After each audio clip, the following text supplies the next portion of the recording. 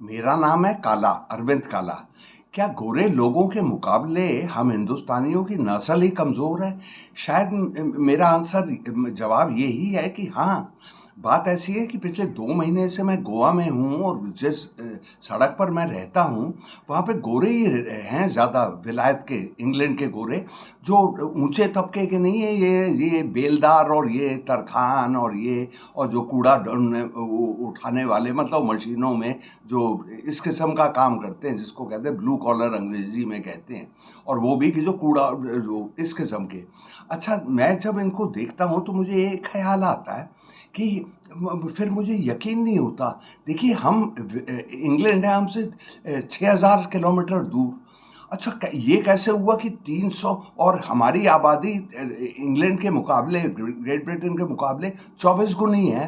तो ये कैसे हुआ कि 300 साल पहले वहीं के गोरे, एक टापू के गोरे, आके किश्तियों में, मतलब हवाई पानी के जहाज़ों में बैठकर हिंदुस्तान को फतेह कर लिया उन्होंने। हिंदुस्तान को फतेह कर लिया। ये वाले आए, फ्रेंच वाले आए, उन्होंने पौंडीचेरी को कब्जा कर लिया।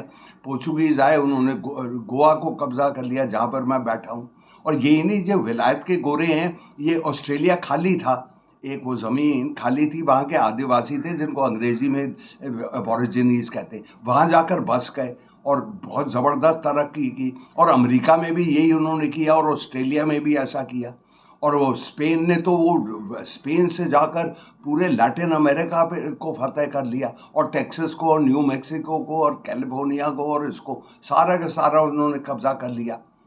तो वही तो इसको देख के मैं ही, मेरे दिमाग में एक बात आती है कि हम इतने अपने को इतनी शाबाशी देते, लेकिन हमने कभी सुना है कि कोई हमारा राम भरोसे पानी के जहाज में बैठकर उस जमाने में श्रीलंका को ही फतेह कर लेता, या मालदीव्स को कर लेता, या बगल में बर्मा को कर लेता। बर्मा मतलब म्यांमार, जो बंगाल के पार है, या वेस्ट पाकिस्तान, जो आज का जो पंजाब था, वो हमारा हिंदुस्तान का हिस्सा था, उस पार वो ईरान को हमने फतेह की। नहीं, कहीं कहीं कुछ किया ही नहीं। लेकिन हम बाहर गए। जी हाँ, हम बाहर गए, गुलाम की तरह, इंडेंचर्ड लेबर जिसको कहते हैं। फिजी गए, गायना गए, ईस्ट अफ्रीका गए, हर जगह, श्रीलंका भी गए, क्योंकि गोरे हमें ले गए थे, उन्हें कुलियों की ज़रूरत थी और कुली का काम किया था। तो जो जो गोरा था दुनिया का, वो तो कॉन्करर की तरह गया, मतलब जीतने वाला, वो कमांडर की तरह गया, और हम गए वो गुलाम की तरह। तो ये है, तो इसलिए ये सवाल मैंने उठाया।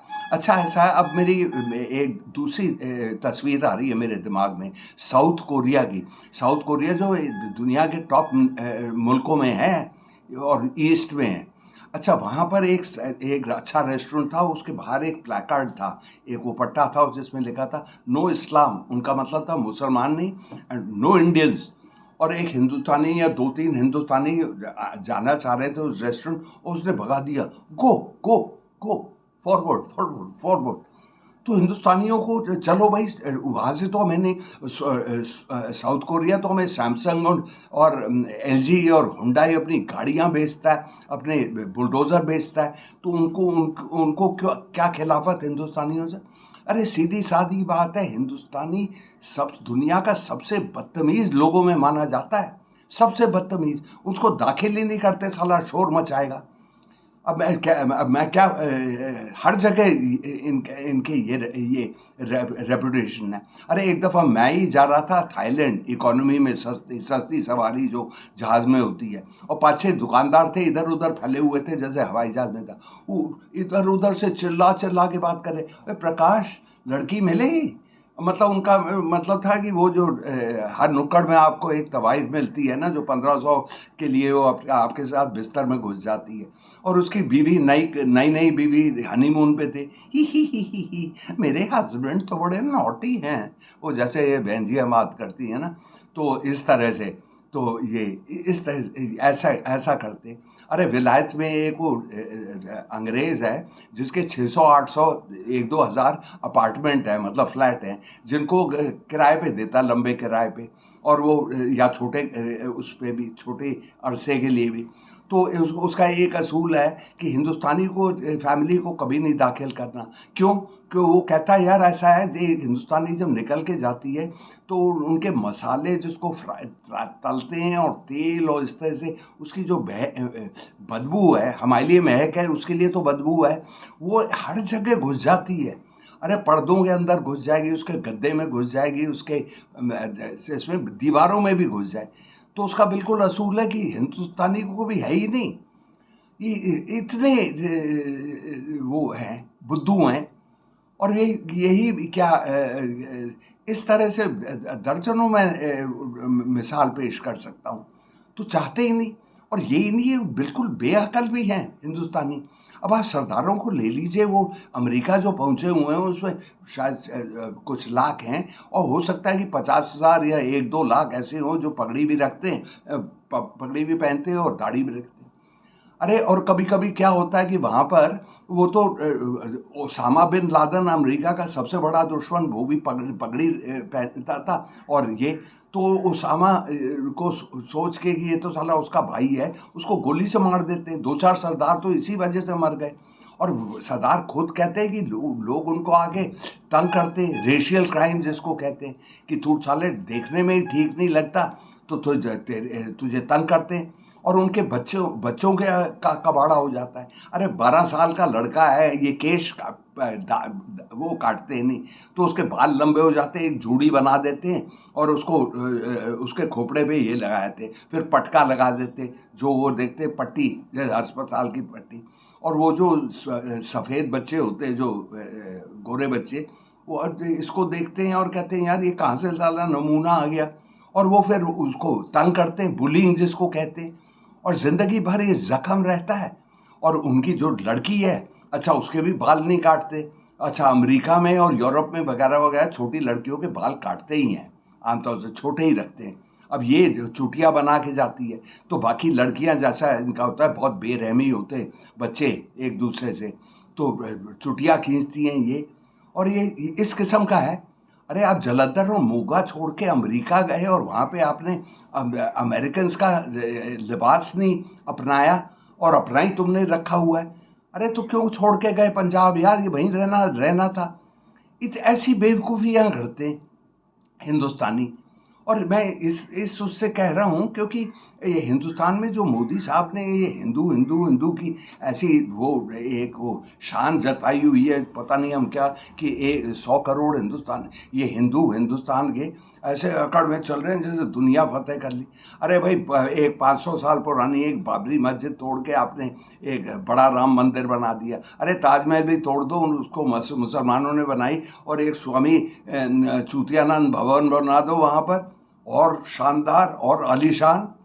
अरे ये क्या, इसमें क्या रखा है?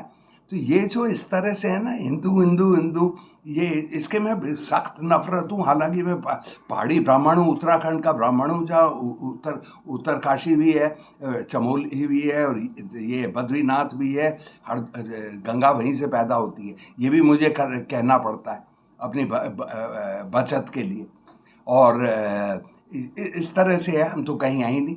और यही नहीं, अरे भाई एक हकीकत तो हम नहीं ढूंढ सकते। जब हमें अपने से इतनी ज़्यादा मोहब्बत हो गई तो हमें एक सीधा साधा सवाल पूछना चाहिए। अरे हर रोज़ अमेरिका 265 हिंदुस्तानी पकड़े जाते हैं घुसते हुए, वो वहाँ पे 265, मतलब अगले 1 घंटे में 11 और 2 घंटे में 22 पकड़े जाएंगे। और और ब्रिटेन में 7 पकड़े जाते हैं, 7। और वो क्या, वो इंग्लिश चैनल से वो जो तस्करी करते हैं लोगों की, उन किश्तियों में बैठ के वो जाते हैं और पकड़े जाते हैं। तो ये हिंदुस्तान से मुझे यही पूछना है, जो हमारी वाहवाही है और अपने अपने मुंह मियाँ मिट्ठू की, हम तो बड़े गजब के लोग हैं, आप इतने गजब के हैं तो लोग भाग क्यों रहे हैं? पिछले 5.5 साल में 10 लाख हिंदुस्तानी यहाँ से निकल के उन्होंने सिटीजनशिप कुर्बान कर ली और मुल्क के शहरी बन गए हैं। ऐसा क्यों? और इनमें अगर 8,000 के करीब HWNIs हैं, उसका मतलब ये होता है जो बहुत रईस आदमी है, जिसके पास 8 करोड़ रुपए हैं, $1 मिलियन हैं, इन्वेस्ट करने के लिए जहाँ पे भी जाके उसको वहाँ की शहरी वो चाहिए, पासपोर्ट चाहिए। तो ये सब सवाल पूछने वाली बात है, लेकिन हम तो ये शाबाशी के उसमें हम हिंदू हैं, हम तो ग्रेट लोग हैं, ग्रेट लोग हैं। एक और सवाल, मैं तो काफ़ी पढ़ता वढ़ता हूँ भाई, एक हिंदुज़्म के बारे में, अपने मज़हब के बारे में ही मैं पूछूं, हालांकि मुझे बहुत अच्छा लगता है भाई, अगर हमारा मज़हब इतना गज़ब का है तो हिंदुस्तान के बाहर क्यों नहीं फैल पाया भाई? इस्लाम तो फैला, वो तो मक्का से बाहर पूरी दुनिया में फैल गया। क्रिश्चियनिटी जेरूसलम में एक छोटी सी जगह से निकल के पूरी दुनिया फतेह कर ली। और बुद्धिज़्म भी इतना फैला कि चाइना, जापान और श्रीलंका तक पहुंचा रहा, हम नहीं। तो ये सारे सवाल पूछने चाहिए हम लोगों को।